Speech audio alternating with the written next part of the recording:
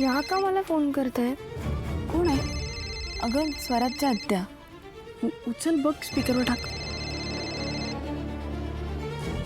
Hello. Hello Preeti, स्वराजची आत्या बोलते, सुलोचना. हो बोला ना. संध्याकाळी जरा भेटायला येशील का मला? काय झालं? काही काम होतं का? नाही, जरा जाणून घ्यायचं होतं मला.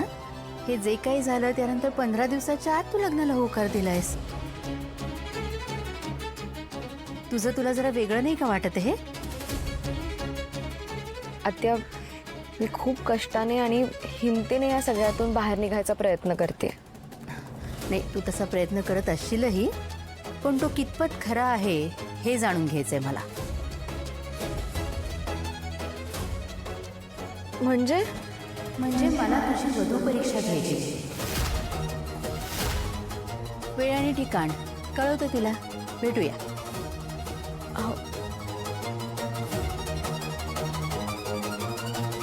ही आत्या पण ना, ह्या सावेकरांच्या मुलींना जरा हलक्यातच घेतात असं वाटत नाहीये का तुला?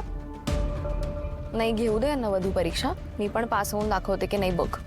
आणि आता मीच तुला सांगते, स्वराजची परीक्षा तिप्पट अवघड करून टाक. अगं ताई, असं काय बोलतेस? हे बघ, मुळात हा तुम्हा दोघांच्या आयुष्याचा प्रश्न आहे.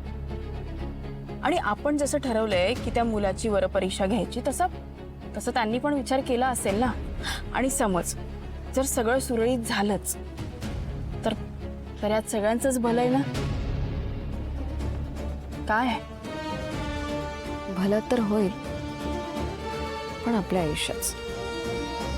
त्यांच्या आयुष्याचं तर मी काय?